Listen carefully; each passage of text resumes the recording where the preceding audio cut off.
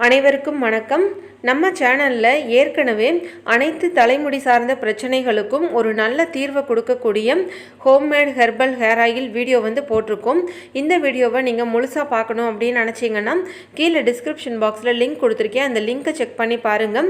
இந்த homemade herbal hair ஆயிலில் நாங்கள் என்னெல்லாம் மூலிகை சேர்த்துருக்கோம் அப்படின்னு கேட்டிங்கன்னா கருவேப்பிலை, கரிசலாங்கண்ணி, வேப்பிலை, நெல்லிக்காய், பாதாம் பருப்பு, சின்ன வெங்காயம், அருகம்புல், வெட்டிவேர், செம்பருத்தி, ரோஜா இதழ், ஆவாரம்பூ, சோற்றுக்கற்றாழை, ஆலிவிதை, இது மாதிரி மொத்தம் 30 வகையான மூலிகை சேர்த்து பண்ணியிருக்கோங்க.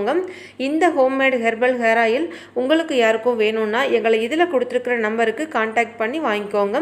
நாங்கள் உங்களுக்கு கொரியர் பண்ணி அனுப்பி வச்சுருவோம். அது மட்டும் இல்லைங்க, உங்களுக்கு பூச்சி வெட்டு, புழுவெட்டு இது மாதிரியான பிரச்சனை இருந்தால் கூட நீங்கள் எங்களை இதில் கொடுத்துருக்கிற நம்பருக்கு கான்டாக்ட் பண்ணி கேட்டிங்கன்னா நாங்கள் அதுக்கு ஏற்ற மாதிரியும் ஆயில் ரெடி பண்ணி கொடுக்குறோம். Hello friends, welcome back to my channel. இன்றைக்கி நம்ம எதை பற்றி பார்க்க போகிறோம் அப்படின்னு கேட்டிங்கன்னா மாதவிடாய் சம்மந்தப்பட்ட அனைத்து பிரச்சனைகளுக்கும், குறிப்பாக முறையற்ற மாதவிடாயினால் கஷ்டப்பட்டுருக்கிறவங்களுக்கு வீட்டிலையே ரொம்ப எளிமையான முறையில் தீர்வு காணக்கூடிய ஒரு சிம்பிளான ஹோம் ரெமெடி தாங்க பார்க்க போகிறோம். வாங்க இப்போது வீடியோக்குள்ளே போகலாம். முதல்ல இந்த முறையற்ற மாதவிடாய் ஏற்படுவதற்கான காரணங்களை நம்ம தெரிஞ்சுக்கலாம். இந்த மாதிரி இர்ரெகுலர் பீரியட்ஸ் இருந்ததுன்னா ஃபஸ்ட்டு பெண்கள் உங்களுடைய ஹீமோக்ளோபின் அளவை செக் பண்ணிக்கோங்க. பெண்களுக்கு பொதுவாக 12.8 வரைக்கும் ஹீமோக்ளோபினோட அளவு இருக்கணுங்க. இதுக்கு கம்மியாவோ இல்லைனா உங்களுக்கு 10க்கும் கீழே கம்மியாக இருந்ததுன்னா உங்களுக்கு இர்ரெகுலர் பீரியட்ஸ் வர்றதுக்கு வாய்ப்பு இருக்குது. அடுத்ததாக பிசிஓடி, பிசிஓஎஸ் ப்ராப்ளம் இருக்கிற பெண்களுக்கும் இந்த மாதிரி இர்ரெகுலர் பீரியட்ஸ் இருக்க வாய்ப்பு இருக்குது. பிசிஓடி, பிசிஓஎஸ் இருக்கிற பெண்களுக்கு ஏற்படக்கூடிய ஹார்மோனல் இம்பேலன்ஸ்னால அவங்களுக்கு இர்ரெகுலர் பீரியட்ஸ், உடற்பருமன் இது மாதிரி நிறைய பிரச்சனைகள் ஏற்படுதுங்க.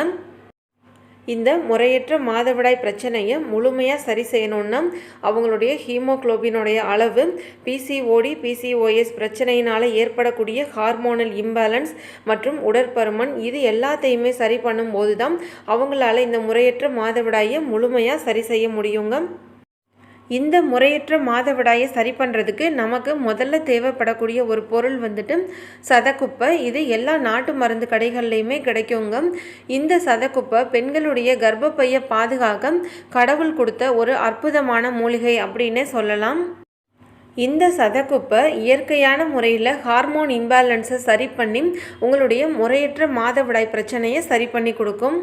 இப்போ பொதுவாக முறையற்ற மாதவிடாய் பிரச்சனைக்காக நாம் டாக்டரை பார்க்கும்போது அவங்க இந்த ஹார்மோனல் இம்பேலன்ஸ் பிரச்சனையை சரி பண்ணுறதுக்காக ஹார்மோனல் டேப்லெட்ஸ் எழுதி கொடுப்பாங்க. இதனால் இர்ரெகுலர் பீரியட்ஸ் சரியாகும். இந்த மாதிரி ஒவ்வொரு வாட்டியும் நம்ம ஹார்மோன் டேப்லெட்ஸ் எடுத்துட்டு அதனால் பீரியட்ஸ் வர்றது நம்ம உடம்புக்கு அவ்வளோ நல்லது கிடையாதுங்க. இந்த சதக்குப்பையில் அதிகமான அளவு ஈஸ்ட்ரோஜன் ஹார்மோன் இருக்கும். இதை நம்ம ரெகுலராக எடுத்துக்கும் போது நமக்கு ஹார்மோனல் இம்பேலன்ஸ் பிரச்சனை சரியாகி நம்மளுடைய இர்ரெகுலர் பீரியட்ஸ் சரியாகிடும். அடுத்ததாக நாம் எடுத்துக்கொள்ளக்கூடிய பொருள் சோம்புங்க. இதில் அதிகமான அளவுக்கு ஃபைபர் இருக்குது. இதில் உள்ள சில வகையான ஹார்மோன் எல்லாம் சேர்ந்து நம்மளுடைய ஹார்மோனல் இம்பேலன்ஸை சரி பண்ணி இர்ரெகுலர் பீரியட்ஸை சரி பண்ணி கொடுக்கும்.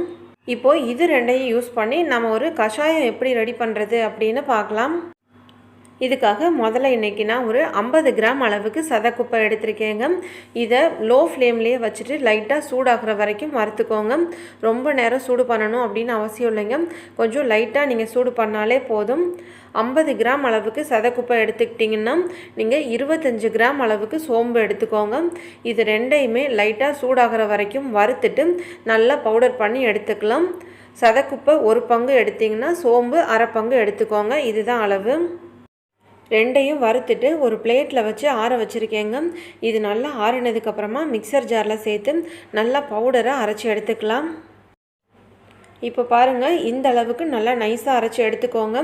ரெண்டும் நல்லா ஆறினதுக்கப்புறமா அரைச்சி எடுத்துக்கோங்க. இப்போ நம்ம கஷாயம் எப்படி ரெடி பண்ணுறது அப்படின்னு பார்க்கலாம். இப்போ ஒரு பாத்திரத்தில் நான் 2 டம்ளர் அளவுக்கு தண்ணி சேர்த்துருக்கேங்க. 2 டம்ளர் அளவுக்கு தண்ணி சேர்த்ததுக்கு ஒரு பெரிய ஸ்பூனில் 1 ஸ்பூன் அளவுக்கு இந்த அரைச்ச பவுடர் சேர்த்துக்கிறேன். இந்த 2 டம்ளர் தண்ணி 1 டம்ளராக நல்லா கொதித்து வற்றி வரணுங்க. அது வரைக்கும் இதை நாம் நல்லா கொதிக்க வச்சுக்கலாம். இப்போ உங்களுக்கு இந்த முறையற்ற மாதவிடாய் பிரச்சனையோட உடற்பருமன் பிரச்சனையும் சேர்ந்து இருந்ததுன்னா நீங்கள் இந்த கஷாயத்தை ஒரு நாளைக்கு 2 வாட்டி கூட குடிக்கலாங்க. இப்போ பாருங்கள் நல்லா கொதிக்க ஆரம்பிச்சிருச்சு.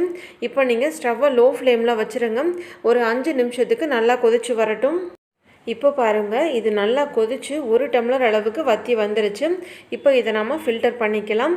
இதில் நீங்கள் இனிப்புக்காக எதுவுமே சேர்க்க தேவையில்லைங்க, அப்படியே குடிக்கலாம்.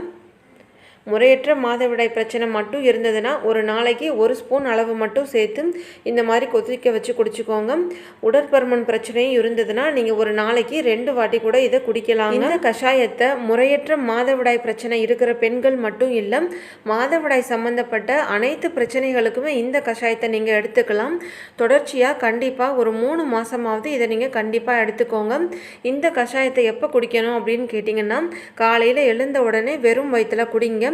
இதை குடிச்சு 1 மணி நேரத்துக்கு அப்புறமா நீங்கள் உங்களுடைய மற்ற உணவுகளை எடுத்துக்கோங்க.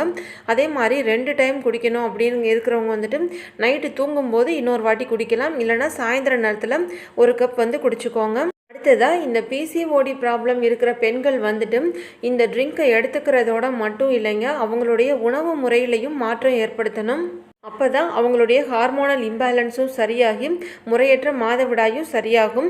அவங்க நிறைய கார்போஹைட்ரேட் உள்ள மாதிரி உள்ள உணவுப் பொருட்கள், அதாவது இட்லி, தோசை, சப்பாத்தி, சாதம், இது மாதிரி அதிகமான மாவுச்சத்து உள்ள உணவுப் பொருட்களை தவிர்த்துக்கணுங்க.